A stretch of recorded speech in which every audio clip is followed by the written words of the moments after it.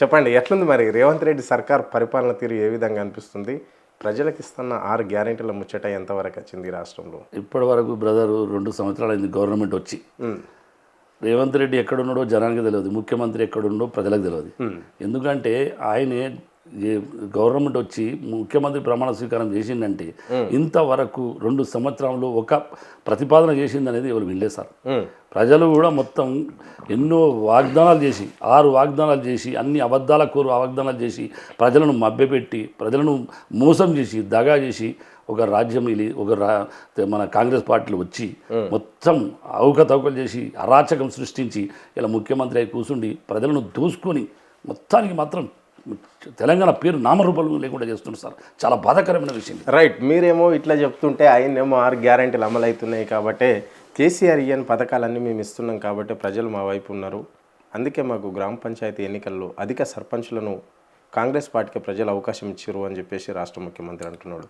అంటే ఒక సన్న బియ్యమే కావచ్చు, ఇంద్రమ్మ ఇండ్లు కావచ్చు, రైతులకు రుణమాఫీ విషయం కావచ్చు, లేకుంటే రైతు భరోసా కావచ్చు, రకరకాల పథకాలు ప్రజలకు అందరికి అందినాయి కాబట్టి కళ్యాణ లక్ష్మి, షాద్ ముబారక్ ప్రతి ఒక్క పథకం అందుతుంది కాబట్టి మా ఎన్నికల మేనిఫెస్టోలో లేనిది కూడా ఏదైతే ఇస్తామన్నామో అవి ఇస్తున్నాం, కొన్ని అటు ఇటు అయినప్పటికీ కూడా అందరికి అన్ని ఇస్తున్నాము అని చెప్పేసి రాష్ట్ర ముఖ్యమంత్రి అంటున్నాడు. అందుకే గ్రామ పంచాయతీలో మంచి తీర్పు వచ్చింది మాకు, మా వైపు ఉంటూ ప్రజలు అని చెప్పేసి కూడా రాష్ట్రంలో ఉన్న నాయకులందరూ అదే మాట్లాడుతున్నారు. దీన్ని ఎట్లా చూస్తారు? ఒక్కడేనండి బ్రదర్, చంద్రశేఖరరావు గారు గౌరవనీయులైన మన తొలి ముఖ్యమంత్రి తెలంగాణ, ఆయనే ఉద్యమం నుంచి వచ్చి ముఖ్యమంత్రి అయినాక ఏ పథకాలు ఇమ్మని ప్రజలు అడగలే, ఏ ప్రజలకు చెప్పలే. కాకపోతే గవర్నమెంట్ వచ్చినాక ఎన్ని పథకాలు పెట్టిందంటే ప్రతి ఒక్క పథకానికి ఒక అనుభవం ఉంది, ప్రజలలో ఒక సంతోషం ఉంది. ఈ పథకం పెడితే ప్రజలు బాగుపడతారు, ఈ పథకం పెడితే ఈ ముసలులు బాగుపడతారు, ఈ పథకం పెడితే ఆడపిల్లలు బాగుపడతారు. ప్రతి ఒక్కటి ఆయన ఆలోచనతోటి ఆయన మేధావితనంతో కూర్చుండి దాన్ని తర్జన భర్జన చేసి ఆయన చేసిన పనులు. కానీ ఇతడు ఏదో వచ్చి 6 గ్యారెంటీలని ప్రజలను మభ్యపెట్టి ఒక్క గ్యారెంటీని పాస్ అయిందా సార్?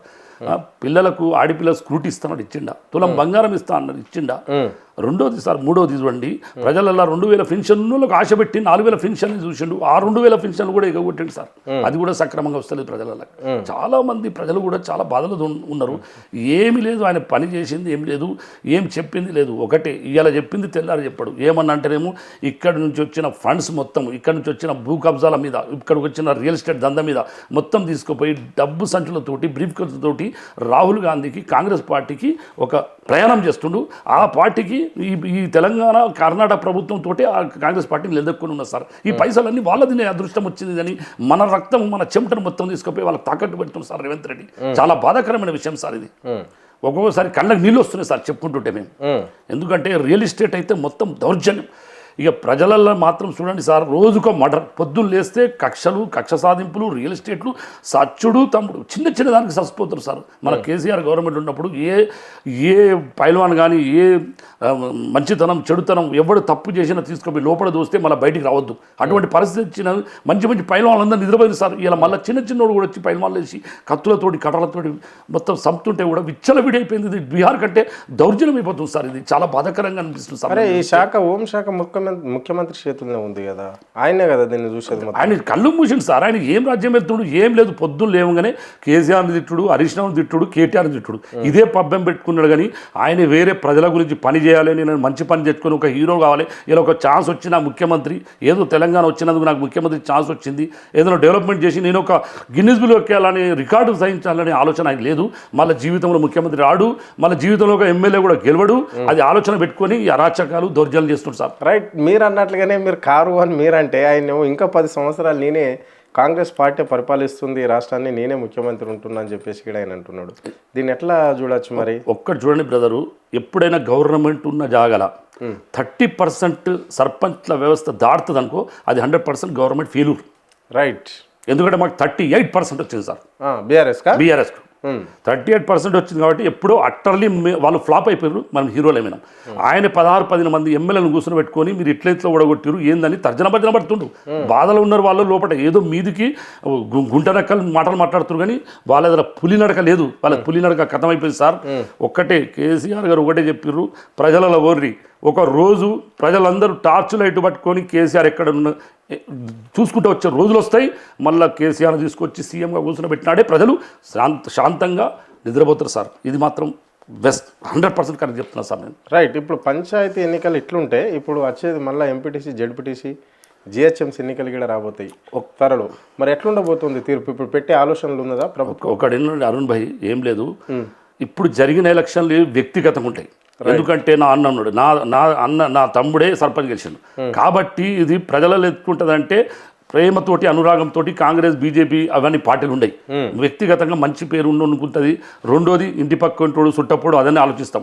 అయినా కానీ మేము ఇంత అది చేసినా ఏం మా సార్లు కానీ, మా కేటీఆర్ కానీ, మా హరీష్ రావు కానీ ఎవ్వరు దాని గురించి ఎక్కువ ఇంట్రెస్ట్ తీసుకోకుండా మేమే లీడర్లు అందరం ఎక్కడెక్కడ చేసుకున్నా కానీ 38% మాకు లీడింగ్ వచ్చేసారు. ఒకటి. రెండోది, రేపు ప్రొద్దున జిహెచ్ఎంసీ కానీ, మండల వ్యవస్థలో కానీ, జడ్పీ వ్యవస్థలో కానీ పార్టీ సింబల్ ఉంటే utterly flop is Congress government sir. రాసి పెట్టుకోండి మీరు. ఒక్క సీటు కాదు, మీరు చెప్తున్న ప్రతి ఒక్క డిస్టిక్లో మాకున్న ఇప్పుడు జడ్పీటీసీలు ఎంతమంది ఉన్నారంటే సారు, ఇప్పుడు మా జడ్పీటీసీలు 10 జిల్లాల్లో మొత్తం ఎంతమంది వచ్చారు జడ్పీటీసీలు మొత్తం మేము వస్తాం సార్. మళ్ళీ ఒక్క సీటు కూడా వాళ్ళకి రాదు. అరే మీరు వాళ్ళు అన్నట్లనే మీరు చెప్తున్నారు, వాళ్ళు కూడా గదే చెప్తున్నాడు. ఏదో ఇది స్థానిక గ్రామ పంచాయతీ ఎన్నికల్లో నువ్వు అన్నట్లనే వాళ్ళకు ఆ వ్యక్తిని బట్టి వేసే ఓట్లు కాబట్టి అందుకే తక్కువ అంటే ఎక్కువ గెలిచాము. ఇప్పుడు ఓటు సింబల్తోని వచ్చేది కారు గుర్తు, చేతి గుర్తు, పువ్వు గుర్తుతో వచ్చేదానికైతే మాత్రం ఘనంగా మేమే గెలవబోతున్నాము అని చెప్పేసి వాళ్ళు చెప్తున్నారు. అంటే ఇక్కడ బీఆర్ఎస్ పార్టీ మాత్రం అన్ని విధాలుగా పతనం అయిపోయింది. రాష్ట్రాన్ని దోసుకొని పోయిన పార్టీకి ప్రజలు నమ్మడం లేదు అని చెప్పేసి వాళ్ళు చెప్తున్నారు. ఒకటేనండి బ్రదరు, మా నాన్న కూడా సర్పంచ్ ఉండే. మా నాన్న సర్పంచ్ చేసిన వాడికి నాకు అనుభవం. చిన్న స్థాయి నుంచి కేసీఆర్ గారు ఎట్లా వచ్చారో మేము కూడా చిన్న స్థాయి కింది స్థాయి నుంచి పైకి వచ్చినాం. 1982 నుంచి కేసీఆర్ తో తిరిగిన నేను కాబట్టి నాకు సార్ గురించి తెలుసు. వ్యవస్థ ఏంది, ఆయన పనితనం ఏంది. ఏదన్నా పట్టుకుంటే మొండి పట్టు, ఏదైనా పని చేస్తే మొండిగా ఖచ్చితంగా చేసి తింటాడు. ఎన్ని ట్రాన్స్ఫార్మర్ కాలుతుండే, ఎన్ని బాయిల కాడ బోర్లు ఎత్తుండే. వాడు దుబాయ్ వచ్చినట్టే వాడు పక్క పట్టుడు 200 గజాల లోపల ఫీట్ల బోర్లు ఎత్తే ఇంకోటి వచ్చి 250 ఎత్తుండే. అటువంటి దానికి కూడా సారు ఎన్నో ప్రయోగాలు చేసి ఎన్నో బాధలు పడి అందరినీ డెవలప్మెంట్ చేసిన వ్యక్తి. ఆయనకు అన్ని తీర్లు తెలుసు కాబట్టి ఇవాళ ఒకటే చెప్తున్నా సార్, ఇప్పుడు రేవంత్ రెడ్డి అంటే ఆయన ఏమంటున్నట్టే మేము సింబల్ మీద గెలేదు, అమ్మల మీద, అన్ని మాటలు ఉట్టి మాటలే. ఆయన ప్రజల పోయింది లేదు. ఆయన ప్రజలలో పోతే మాత్రం చీపురు కట్టలతోటి ఆయనకు చెప్పులతో స్వాగతం పలుకుతారు సార్.